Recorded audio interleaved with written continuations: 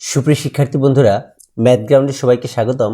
আজকে আমরা প্যাটার্ন অধ্যায়ের 3 ক্রমের যে ম্যাজিক বর্গ সেটা কিভাবে কমপ্লিট করতে হয় সেটা আমরা শিখব। তো 3 ক্রমের জন্য বা আমরা যদি বলি বিজোড়ের জন্য বিজোড় সংখ্যার যে ম্যাজিক ক্রম আছে, যেমন 3, 5, 7, 9 সবগুলো একই নিয়ম। তো এই নিয়মটা সম্পূর্ণ এক। আমি আজকে 3 ক্রমেরটা দেখাবো। তো এখানে আমাদের প্রথমে মনে রাখবা যে 3 ক্রমের ম্যাজিক বর্গ আঁকতে গেলে আমাদের এমন একটা বর্গক্ষেত্র নিতে হবে যেখানে দেখো এই পাশেও 3টা থাকবে, অর্থাৎ 1 2 3, আবার এখানেও 1 2 3। আর এই 3 ক্রমের ম্যাজিক বর্গে মোট ঘর থাকবে, অর্থাৎ বর্গের যে ঘর থাকবে 9টা। দেখো এখানে মোট 9টা আছে। এটা কিভাবে করতে হয়? আমাদের প্রথম কাজ হচ্ছে উপরের যে মাঝের ঘরটা, এখানে দেখো 3টা ঘর আছে, এর মাঝের ঘর এইখান থেকে শুরু করতে হবে আমাদের। তো এখান থেকে শুরু করব, এখানে প্রথমে লিখব 1 থেকে শুরু করতে হলে এখানে লিখব 1 লিখলাম।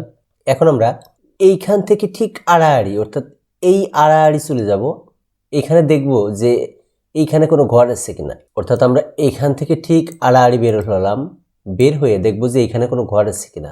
তো এখানে আসলে কোনো ঘর নাই। যদি এখানে ঘর না থাকে তাহলে আমরা সোজা নিচে চলে আসব ডান পাশের দিকে। অর্থাৎ দেখো আমরা বামেও যাইতে পারি, আবার ডানেও যাইতে পারি, ডানে নিচের দিকে। তো আমরা নিচের দিকে আগে দেখব ডানে। তো ডানে সবার নিচে আছে কত ঘর? দেখো এই ঘরটা আছে। তাহলে আমরা এই ঘরে আমরা 2 লিখব। তো 2 লিখলাম। এখান থেকে আবার বের হব, এখান থেকে আবার এরকম বের হব। বের হওয়ার পর দেখো আমরা এই ঘরটা পেলাম, তাই না? তো এইখানে ঘর নাই, যেহেতু ঘর নাই আমরা প্রথমে ডাইনে নামার চেষ্টা করব। তো ডাইনের দিকেও আসলে কোনো ঘর নাই। তো আমরা ডাইনে যেহেতু না, এখন বামে ঢুকবো। তো বামের দিকে দেখো লাস্টের ঘরে চলে যাব। তো লাস্টে কোন ঘরটা? এই ঘরটা। এখানে আমরা 3 লিখব। 3 লিখে দেখো এখান থেকে আবার আমরা বেরোতে যাব। কিন্তু এই বের হতে যেয়ে আমরা কি দেখলাম যে এই ঘরটা আগেই ব্লক, অর্থাৎ আগে এখানে একটা সংখ্যা লেখা আছে।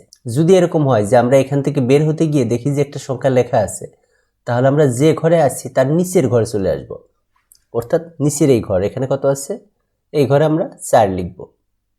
4 লেখার পরে দেখো আমরা এখান দিয়ে আবার বের হব। বের হলে এই ঘরে দেখো এই ঘরে কিন্তু কোনো সংখ্যা নাই। তাহলে আমরা 4-এর পরে এখানে সংখ্যা যেহেতু না, এখানে বসে যাব, অর্থাৎ এখানে 5। 5-এর পরে এখানেও দেখো আবার আর এভাবে, তাহলে এখানে হবে 6। 6-এর পরে আবার এখান থেকে বের হব।